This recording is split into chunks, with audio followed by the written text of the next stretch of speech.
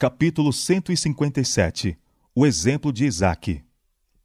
Pessoa alguma que tema Deus pode ligar-se a outra que não o tema sem correr perigo.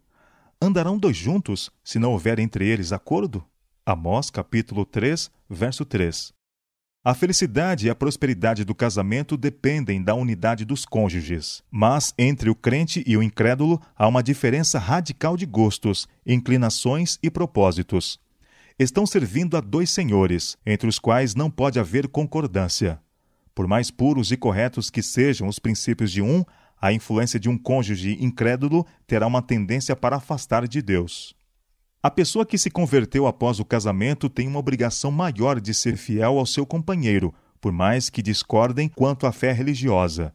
Contudo, as reivindicações de Deus devem ser colocadas acima de qualquer relação terrena, mesmo que isso resulte em provas e perseguições. Com espírito de amor e mansidão, essa fidelidade pode ter influência na conquista de um incrédulo. Mas o casamento de cristãos com ímpios é proibido na Bíblia. A instrução do Senhor é: não se juntem com descrentes para trabalhar com eles. 2 Coríntios capítulo 6, versos 14. Isaque foi muito honrado por Deus, tornando-se herdeiro das promessas pelas quais o mundo seria abençoado. Entretanto, quando ele tinha 40 anos de idade, submeteu-se à decisão de seu pai ao designar seu servo experiente e temente a Deus para escolher uma esposa para ele. E o resultado daquele casamento, conforme apresentado nas Escrituras, é um quadro terno e belo de felicidade doméstica.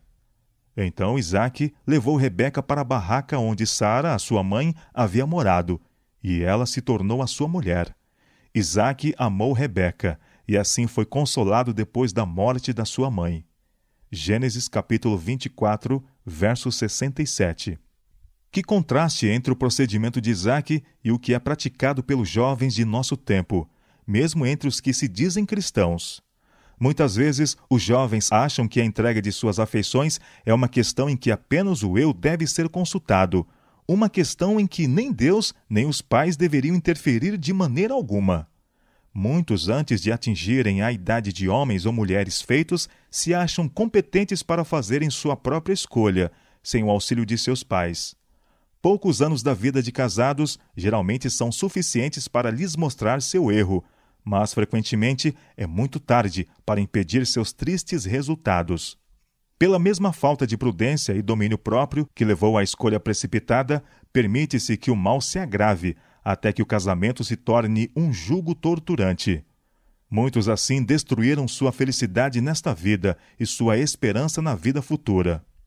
Se há um assunto que deve ser cuidadosamente considerado e no qual se deve procurar o conselho de pessoas mais velhas e experientes, é o do casamento. Se a Bíblia já foi necessária como conselheira, se a direção divina deve ser procurada em oração, é antes de dar um passo que une pessoas para toda a vida. Os pais nunca devem perder de vista sua responsabilidade pela felicidade futura de seus filhos. A consideração de Isaque para com os conselhos de seu pai foi o resultado do ensino que o habilitou a amar uma vida de obediência.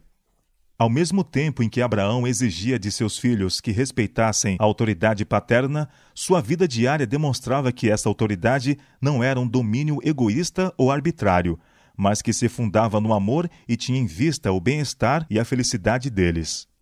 Pais e mães devem sentir ser seu dever orientar as afeições dos jovens, para que possam ser colocados naqueles que serão companheiros adequados. Devem sentir como seu dever, pelo próprio ensino e exemplo, com a graça auxiliadora de Deus, modelar de tal forma o caráter de seus filhos desde os primeiros anos para que sejam puros e nobres, e sejam atraídos para o bem e o verdadeiro. Os semelhantes se atraem, os semelhantes apreciam os semelhantes. Que o amor pela verdade, pureza e bondade seja cedo implantado na alma, e os jovens buscarão a companhia daqueles que possuem essas características. O amor verdadeiro é um princípio elevado e santo, totalmente diferente em caráter daquele amor que é despertado por impulso e que repentinamente morre quando duramente provado. É pela fidelidade para com o dever na casa paterna que os jovens devem se preparar para seus próprios lares.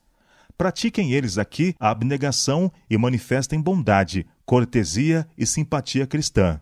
Dessa forma, o amor será mantido aquecido no coração, e aquele que parte de um lar assim, para ser chefe de sua própria família, saberá como promover a felicidade daquela que escolheu como companheira de toda a vida.